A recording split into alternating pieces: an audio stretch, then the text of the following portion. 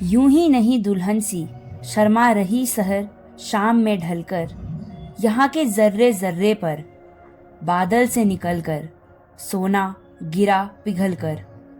ये वादियां आकर्षित करती हैं मुझे फिजाओं के बहाने पलट पलट कर।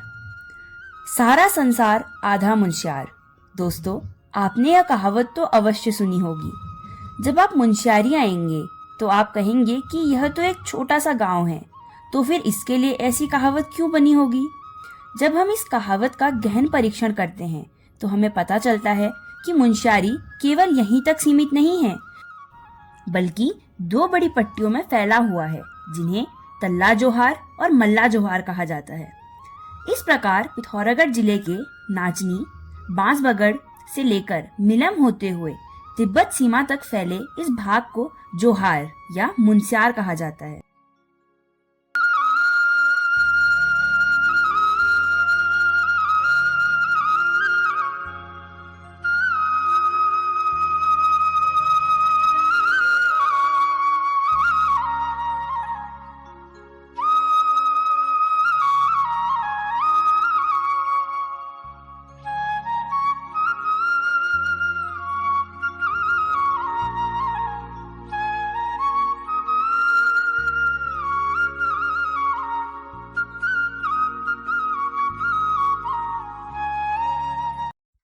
और इसी कड़ी में हम आपको लेकर जा रहे हैं मल्ला जोहार की यात्रा पर, इस जोहार घाटी के अनेक रहस्यों पर से पर्दा उठाने के लिए। आज सुबह 7:30 बजे ही हम चल पड़े थे मुंशियारी से मिलम की यात्रा पर। मैं, वेद, मक्कू, मम्मी पापा तथा दादा दादी रड़गाड़ी तक तो गाड़ी से चले और फिर लगभग 1 घंटा पैदल चलकर हम सिवनी पहुंचे।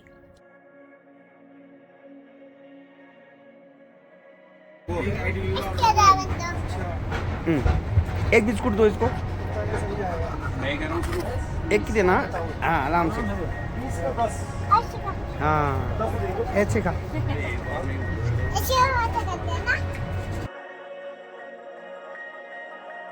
जहाँ पर खुशकिस्मती से हमें ग्रेव का डंपर मिल गया और हम कुछ ही देर में बगुड़ियार पहुँच गए। यदि आप मुंशियारी से मल्ला जोहार की यात्रा पर हैं और शाम हो चली है तो आपको रात्रि विश्राम का एक अच्छा पड़ाव यहीं पर मिलता है।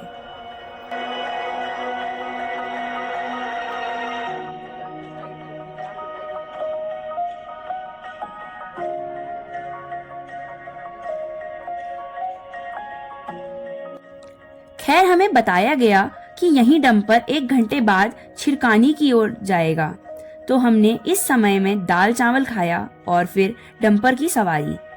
बहुत ही खतरनाक सड़क थी भाई ये तो। इस ऊबड़ खाबड़, टेढ़े मेढ़े और बहुत ही संकरी इस सड़क पर डंपर में बंजी जंपिंग जैसा एहसास हो रहा था। डंपर में कूदते फांदते ही सही, पर दोपहर के लगभग 1:30 बजे हम छिरकानी पहुंच चुके थे।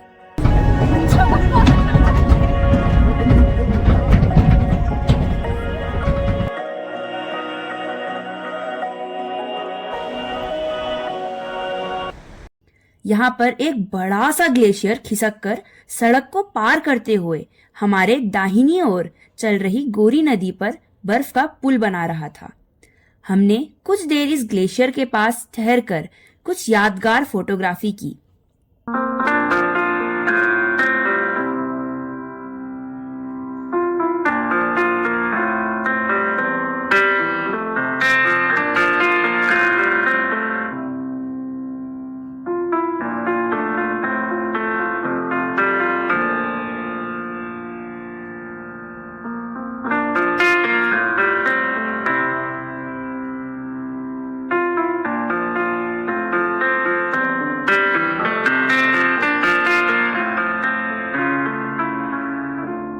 इसी बीच यहाँ पर खड़ा आईटीबीपी का एक वाहन मिलम की ओर जाने लगा, तो हमने आमा बुबू को उसमें भेज दिया और स्वयं धीरे धीरे पैदल ही ऊपर की ओर चल पड़े।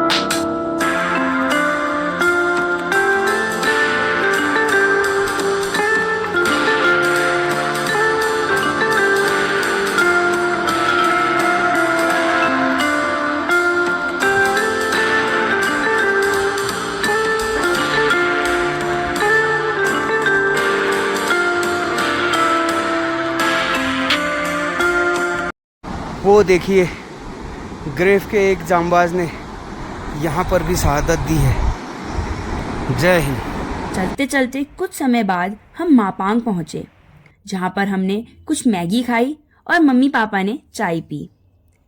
कुछ देर यहीं बैठकर हम दुकान वाली आंटी से बतिया ही रहे थे कि नीचे से ग्रेव का डंपर आता हुआ दिखा। Hi guys, today we are under the truck. Why? बारिश से बचने के लिए। ओहो। क्या करें guys? But this truck ऐसा is भी real. होना पड़ता है।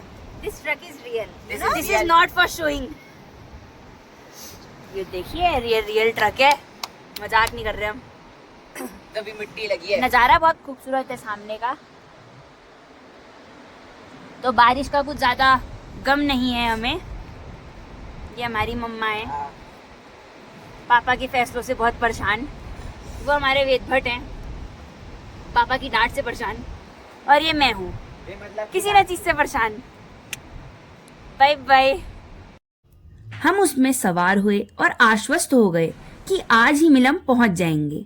हमारे साथ डंपर में ग्रेव के जेई श्री पंकज डसीला जी भी बैठे थे और हमें ग्रेव की कठिन कार्यशैली के विषय में बता रहे थे। इस प्रकार चलते हुए हम लास्पा, रिलीकोट, ओल्ड रिलीकोट, मरतौली, बुरफू और बिल्जू को पार करते हुए शाम लगभग 7:30 बजे मिलम गांव पहुंच चुके थे। एक दिन में मुंशियारी से मिलम पहुंचना ग्रेव के कारण ही आजकल संभव हो पा रहा है। पहले तो सारा दिन पैदल चलकर भी यह यात्रा 3 दिन में पूरी होती थी। झटके खाने से शरीर का अस्थि पंजर हिला हुआ था। वो रहा ब्रिज गंगा पास, जो अभी दिखाई नहीं दे रहा है, ढका हुआ है बादलों से।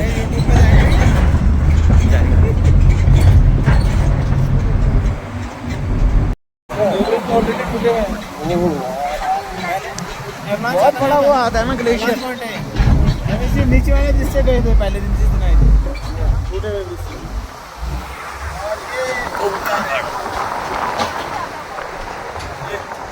लेकिन अंकल ने बहुत स्वादिष्ट खाना बनवाया हुआ था, जिसे खाकर हमें बड़ी अच्छी नींद आ गई थी। 20 मई 2024 आज हमारी यात्रा का दूसरा दिन था और आज मैं कुमाऊं के सबसे बड़े ग्लेशियर पर चढ़ने जा रही थी।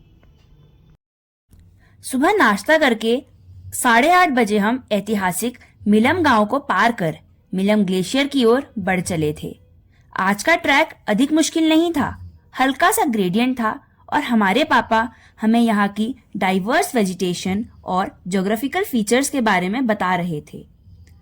कल हम पहुंचे थे समुद्र तल से 3350 मीटर की ऊंचाई पर स्थित मिलम गांव और आज हमें मिलम ग्लेशियर के स्नाउट पर जाना था, जो कि 3870 मीटर की ऊंचाई पर था। हम चलते हुए मक्कू अपने ठुमकते हुए स्टाइल में चलता हुआ, वेद भट्ट पीछे उसको प्रोटेक्शन देते हुए, ये हमारी मम्मा और ये हमारे नज़ारे।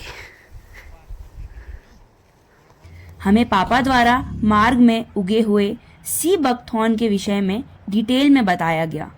यदि आप भी सी बकथॉर्न के विषय में विस्तार से जानना चाहते हैं तो इस डिटेल्ड वीडियो का लिंक हमने कमेंट बॉक्स में दिया हुआ है। इसी प्रकार चलते हुए हम करीब 10 बजे हाइड्रो मीटेरोलॉजिकल डिपार्टमेंट के रिसर्च सेंटर पर पहुंच चुके थे। ये पहुंच रहे हैं हम hydro meteorological observatory, GB Pant institute of Himalayan environment पर ये है और यहाँ पर डॉक्टर साहब लोग हैं। यहाँ पर डॉक्टर केसरवानी की टीम हमारे पहाड़ों के, हमारे जीवन के स्रोत, इन ग्लेशियरों के पतन के ट्रेंड को समझने का प्रयास कर रही है। धीरे धीरे किस प्रकार हमारे ग्लेशियर श्रिंक हो रहे हैं, समुद्र का लेवल ऊपर उठ रहा है और ग्लोबल वार्मिंग नित नए रिकॉर्ड बना रही है। बहुत ही सोचनीय विषय है यह। कुछ देर यहीं रुककर क्लाइमेट चेंज के इस ट्रेंड को हमने भी थोड़ा समझने का प्रयास किया और फिर बढ़ चले ग्लेशियल स्नाउट की ओर। इन जगहों पर हवाएं बहुत तेज चलती हैं, तो आप अपने साथ विंचटर एवं पेट्रोलियम जेली अवश्य लेकर जाएं।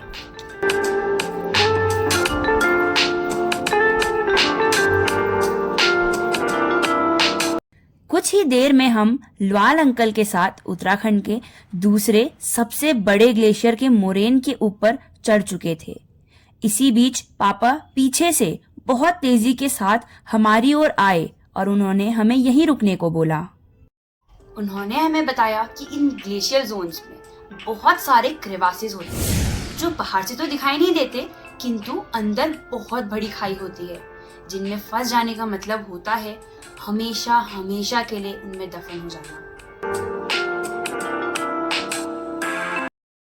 नीलम ग्लेशियर से निकलने के बाद गोरी नदी अपने इस छोटे से रूप में यहाँ पर को कई छोटी छोटी जलधाराओं में विभाजित होकर नीचे की ओर अपने सफर पर जाती हुई।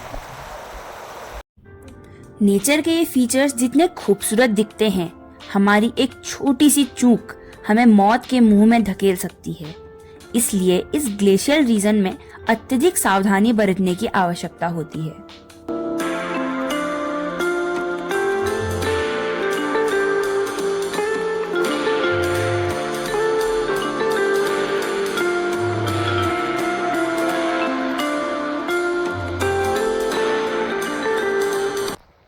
ऊपर इस ग्लेशियर के टॉप की ओर नजर दौड़ाएं तो हमें त्रिशूली पर्वत शिखर दिखाई देता है, जिसकी ऊंचाई 5500 मीटर है तथा वहां से लेकर 16 किलोमीटर लंबा यह ग्लेशियर साउथ की ओर फेस करता है और नीचे स्नाउट पर इसकी ऊंचाई 3870 मीटर है। 37 स्क्वायर किलोमीटर के एरिया के साथ यह गंगोत्री के बाद राज्य का दूसरा सबसे बड़ा ग्लेशियर है। हमने मन बना लिया था कि हम इन अनुभवों को अपने मित्रों के साथ अवश्य शेयर करेंगे एवं अपने प्रिंसिपल सर से रिक्वेस्ट करेंगे कि हमारे स्कूल के बच्चों को इस ग्लेशियर में विजिट के लिए अवश्य लेकर जाएं। इस प्रकार किसी ग्लेशियर पर पहुंचने की, उसको नजदीक से देखने की और हमारे जीवन में इन ग्लेशियर्स की इम्पोर्टेंस को समझने की मेरी मुराद आज पूरी हो चुकी थी। आज ग्लेशियर्स के महत्व को मैं गहराई से समझ चुकी थी। इन हजारों ग्लेशियरों से टप टप कर निकलने वाली पानी की ये बूंदें समस्त प्राणी मात्र को लाखों वर्षों से जीवन का दान दे रही हैं। इन जीवनदायी ग्लेशियरों को बचा कर रखने की आवश्यकता है, वरना जिस गति से ग्लोबल वार्मिंग बढ़ रही है, वह दिन दूर नहीं जब पानी के अभाव में पृथ्वी पर से मानव जीवन विलुप्त हो जाएगा। हमारी इन बातों पर अवश्य विचार कीजिएगा।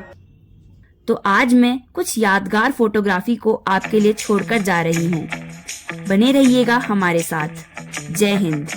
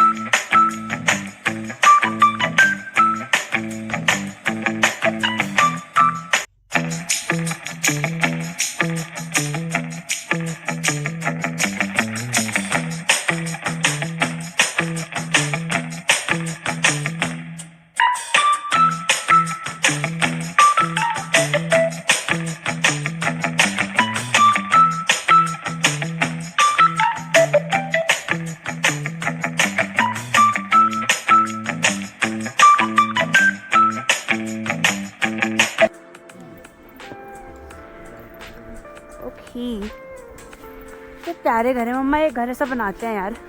Nothing but just junipers and some more other plants.